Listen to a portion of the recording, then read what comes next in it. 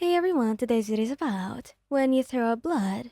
Please don't forget to subscribe, like, and share, and let's get going. It had been a quiet evening at your shared apartment with Bakugou. The two of you had spent the day lazing around after a grueling week of work. Dinner was light, just a simple stir-fry Katsuki had whipped up, grumbling about how he didn't eat enough vegetables. He teased him about sounding like a mom, earning a scowl in return. Boy, if you get sick from living off instant noodles, don't come crying to me. He snapped, but there was no bite to his words. His crimson eyes softened as he placed the bowl in front of you. Thanks, Katsuki, he replied, leaning over to kiss his cheek. He huffed, pretending to be annoyed, but the slight smirk on his face betrayed him. The trouble started after dinner. You were both sprawled on the couch, a movie playing in the background, as Katsuki absent-mindedly rubbed your feet. He didn't say much, but his touch was grounding, soothing. Out of nowhere, a sharp pain stabbed through your chest. You gasped, sitting up abruptly, your hand flying to your mouth. Bakugou froze, immediately alert. What the hell? Are you okay? He asked, his tone sharper than usual, although you knew that it was from concern. You tried to respond, but instead of words, a wet, metallic taste filled your mouth. You coughed violently, and when you pulled your hand away, there it was, blood, stark and red against your pale skin. Katsuki, you whispered, your voice trembling. His eyes widened, his entire body stiffening as if time itself had stopped. Shit, stay there, he barked, bolting to grab his phone. No, I'm fine. You tried to protest, but the words caught in your throat as another wave of nausea hit. You leaned over, clutching your stomach, and more blood spilled from your lips. Fine, he snarled, crouching in front of you now, his tone forgotten. You called this fine? Damn it, stop talking. Where's your damn phone? We're going to the hospital. You shook your head weakly, trying to push him away. It's not that serious, I just need to rest. Bakugou's hand shot out, gripping your wrist tightly, but not enough to hurt. His face was a mixture of fury and fear, his voice trembling as he shouted. Rest? Are you hearing yourself right now? You're coughing up blood, for God's sake. You flinched, tears welling up in your eyes, not from his words, but from the sheer panic in his voice. Katsuki was never scared. He was usually the strong one, the one who faced everything heads-on, without hesitation. Seeing him like this made your heart ache even more.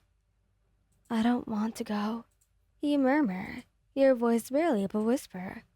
He took a deep breath, his grip on your wrist loosening, as he cupped your face instead. His hands were warm, callous but gentle, as his thumbs brushed away the stray tears that had fallen. Listen to me, he said, his voice quieter now, although no less intense.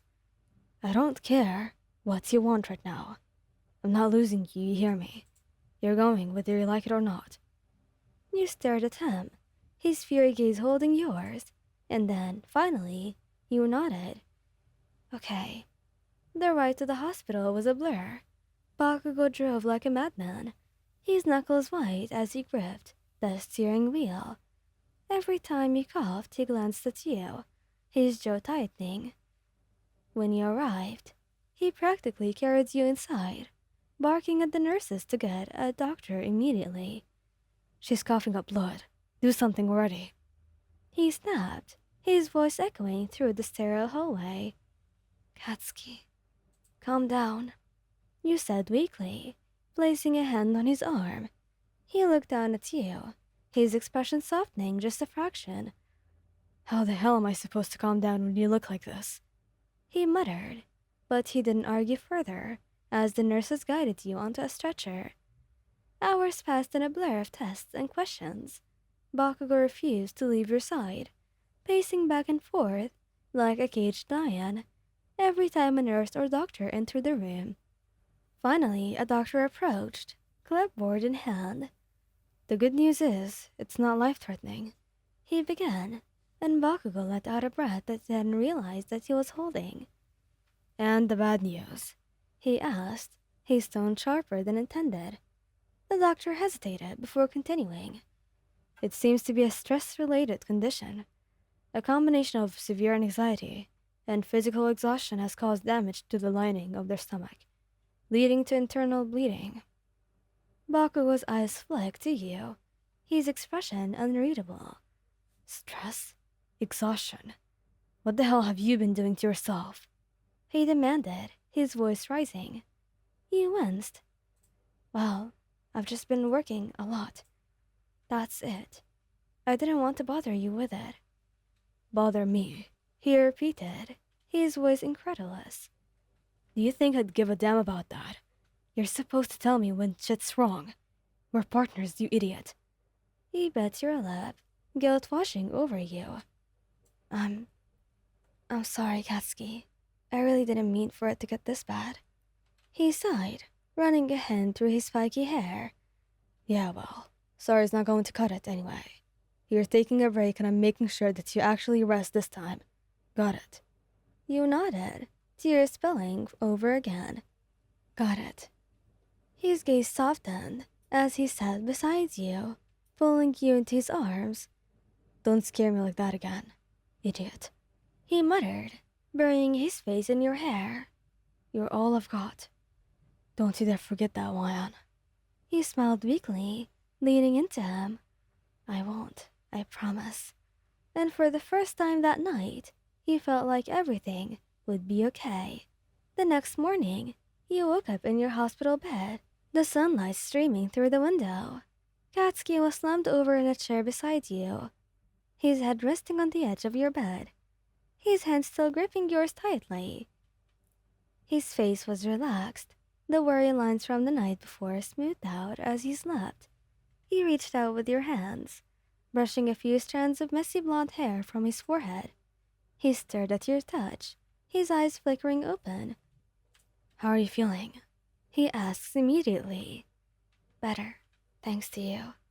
"Damn right," he muttered. "But don't think I'm letting you off easy. You're resting at home for as long as it takes. I'm not risking this shit again." You chuckled, squeezing his hand. "I know, Katsuki. I'll take better care of myself." "You better," he murmured. "I've got enough to worry about without you scaring the hell out of me." "I love you," you whispered, your heart swelling with warmth. "I love you too, you idiot." And for once, the fury explosion that was Bakugou Katsuki felt like the warmest thing ever in the world. Thank you guys for listening. Hope you liked this video. Please don't forget to subscribe, like, and share, and goodbye!